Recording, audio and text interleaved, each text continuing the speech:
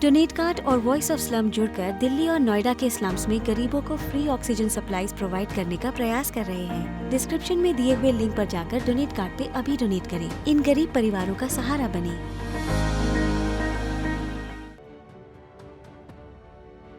अब से कुछ हफ्ते पहले ही अमेरिकी राष्ट्रपति जो बाइडेन ने अपनी खुफिया एजेंसियों को 90 दिन की डेडलाइन दी थी और कहा था कि आप लोग कहीं से भी पता करके बताइए कि कोरोना वायरस की उत्पत्ति आखिर हुई कहां से है, जिसके बाद से ही चीन की हालत पतली होती जा रही है। और इसी वजह से अब चीन ने अपनी सरकारी मीडिया के माध्यम से अमेरिका को परमाणु हमले की धमकी दे दी है। और ये धमकी ये साफ दिखाती है कि चीन कितना ज़्यादा डरा हुआ है, क्योंकि उसे पता है कि अमेरिकी खुफिया एजेंसी कितनी ताकतवर है और वो क्या कर सकती हैं। और ये अनुमान लगाया जा रहा है कि 90 दिनों से पहले ही अमेरिकी खुफिया एजेंसियां वो पुख्ता सबूतों के साथ चीन को बेपर्दा करेगी।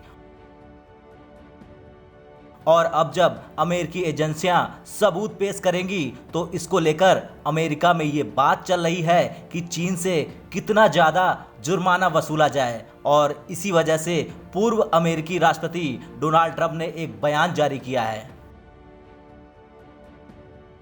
डोनाल्ड ट्रंप ने फिर दोहराया है कि वो तो पहले से ही कह रहे थे कि कोरोना वायरस चीनी वायरस है जो वुहान की लैब से आया है। उन्होंने कहा कि अमेरिका और दुनिया में कोरोना से जो तबाही हुई है उसके लिए चीन को 10 ट्रिलियन अमेरिकी डॉलर का भुगतान करना चाहिए। उन्होंने आगे लिखा कि अब हर कोई, यहाँ तक कि तथाकथित दुश्मन ने भी ये कहना शुरू कर दिया है कि डोनाल्ड ट्रंप वुहान लैब से निकले चीनी वायरस के बारे में बिल्कुल सही कह रहे थे। चीन को अमेरिका और दुनिया को कोरोना से मौत और विनाश के लिए 10 ट्रिलियन डॉलर का भुगतान जरूर करना चाहिए। वैसे कोरोना वायरस को लेकर शुरू से ही चीन पर हमलावर रहे अमेरिकी पूर्व राष्ट्रपति डोनाल्ड ट्रंप का ये बयान फेसबुक, ट्विटर जैसी सोशल मीडिया कंपनियों ने बैन कर दिया है।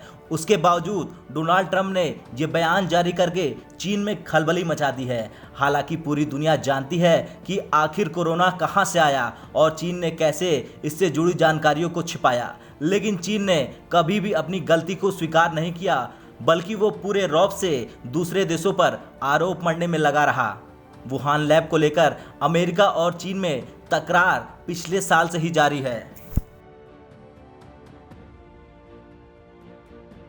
खैर, अमेरिका के पूर्व राष्ट्रपति डोनाल्ड ट्रंप के चुनाव हारने के बाद से ये चर्चा थम गई थी, लेकिन अब एक बार फिर जो बाइडेन के ताज़ा फरमान से ये साफ हो रहा है कि अमेरिका ने वुहान लैब की फाइल फिर से खोलने का फैसला लिया है। कोरोना महामारी की उत्पत्ति और उसके प्रकोप के बारे में जब भी चर्चा होती है तो कटघरे में सिर्फ चीन ही खड़ा मिलता है। हालांकि वो इस बात से लगातार इनकार करता आया, लेकिन सच चीन सहित पूरी दुनिया जानती है।